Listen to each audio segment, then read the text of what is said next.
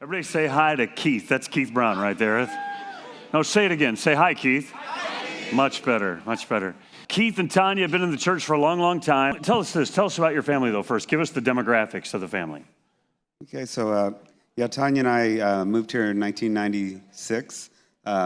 We have 6 children, 5 born to us, and one that's sort of like a foster daughter, been with us several years, and they're all in their 20s, I could say, except the oldest turned 30 this week. So Wow. all in their 20s, 3 of them are married, no grandchildren, and they're kind of scattered, some locally and some in other places. You have one in Utah doing like part of a church plant or something, yes? Yeah, we have Simeon and his wife and Jada and her husband are both in Salt Lake City, part of a church plant that's been quite successful, sort of out of a movement out of Waco called Antioch, that's charismatic discipleship, evangelical-based church, and they launched in 2015, and they're over 400 people. Fantastic. Love to hear that. Can I ask Keith to come on the couch today? Because I wanted to talk about what we do at the Gateway House of Prayer. And Keith is one of the prayer leaders on Monday night. So I want you to give us, like us rookies, tell us, okay, it's 6 o'clock or it's 7 o'clock, whenever the set is starting, what happens? Okay, so there's a... Wait, how long have you been prayer leading at GHOP? Pretty much from the beginning, about 16 years this May. Yeah, it's just barely getting started, just trying to get committed. Go ahead. So at 6 o'clock is Angela Sipe and Jason Leaker, and that's an hour-long set. It's great. I get to hear a little bit of it as I come in, and then our set is from 7 to 9 p.m. So, the sets are focused on entering into worship and then beginning prayer cycles. The prayer leader will introduce a prayer topic. Prayer mic will be open. People can come to the prayer mic, and they pray, and they mix between prayers, and the singers will sing antiphonally and echo what the prayers are being prayed, and it's sort of a building mixture of worship and prayer coming before the throne. And so you're a prayer leader there, and so it's time now. We're doing this, and worship's going on. Now you're going to lead, and you feel like you have some kind of direction from God, and you'll introduce it briefly, maybe even just instruct us a little bit. And then what? You then lead out in prayer. What is the fuel for the prayers? Okay, so I would say that there's two, in my mind, 2 different focuses that come out of the house of prayer. The one that first touched my heart is just seeing the bride made ready. So it's being a forerunner, God, that is crying out to God to see the church come to maturity, for the measure of Christ to increase in each of us as believers, for us to be able to hear his voice, do what he says, and abide in the Spirit. I love it. And so that's just my sweet spot to pray. Wait, can you go all the way back and say it all over again? No, I'm serious. I want us to get it. Yeah. So our place as believers is to be filled with the fullness of Christ, and the place for the church to walk into is teaching believers, God, to hear his voice, to do what he says, and to abide in the Spirit. Doctrines are good. Paul told Timothy, teach sound doctrine, but our place of our strength is that presence of Jesus in us. And so I see that as forerunners, as we're called to pray for the transformation of the church into the image of Jesus. But the Gateway House of Prayer is also a justice house of prayer.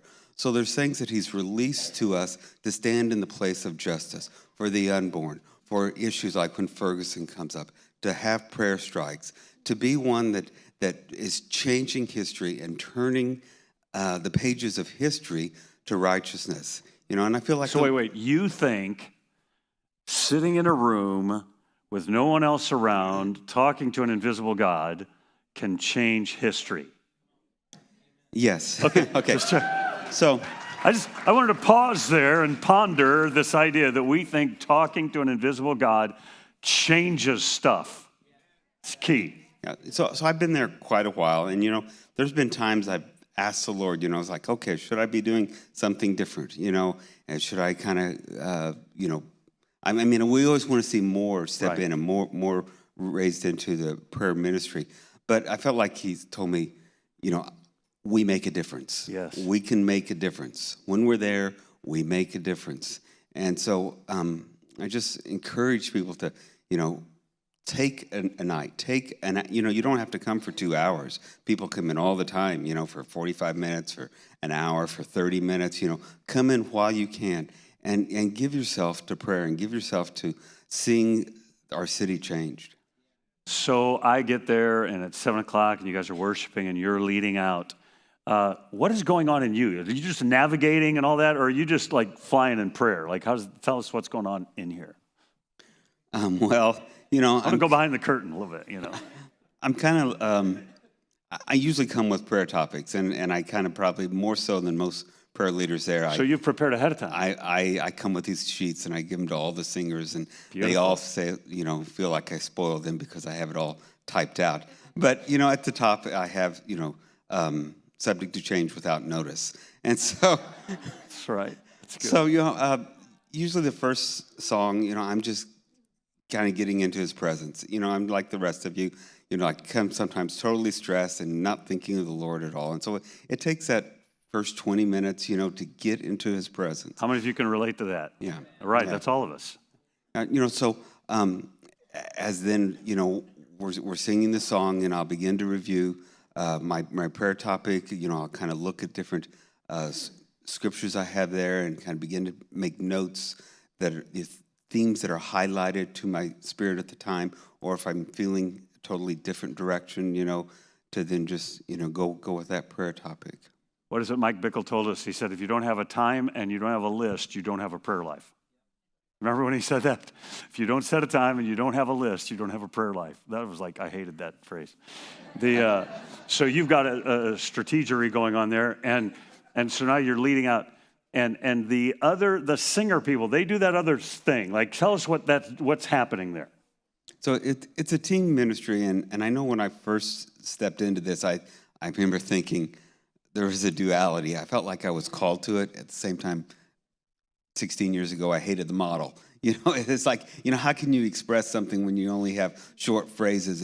But really, it's the Holy Spirit is bringing us through as a team. One singer will sing, another singer will sing, another singer will sing. The prayer leader will release a phrase, and each phrase, each phrase sung or phrase spoken kind of spurs the next person, and we kind of as a team and then as a room begin to go deeper into the presence of God and follow the Holy Spirit where He leads. It's a place of making prayer enjoyable, because there's music and there's just you look at David and Saul, and the music brings the Spirit of God. So everyone has a part. The musicians, as they're doing chord progressions, as they're the kind of leading, I'm not a musician per se, but being on the team long enough, I know that the way to facilitate prayer as a musician is not the same in the Gateway House of Prayer as it is for leading a worship set. So it's geared toward being sensitive to bringing the presence of God and emphasizing, not only the music, but emphasizing what the singers are singing and the prayer leader is praying, and chord progressions that's easy to sing to, and it's just facilitating a presence. He sounds mild-mannered. He prays like thunder. It's awesome. And so anything else you want to tell us about coming to a set or about Jihad? I think, for someone that's kind of been there a long time, I tend to forget that some of the early prophetic words was 24/7. We kind of go with, we have 2 or 3 nights a week. We've had 2 or 3 nights a week for many years, and I forget to pray like, no, Lord, you want 24/7 prayer. He's worthy of being worshipped. He's worthy of a place of intercession 24/7.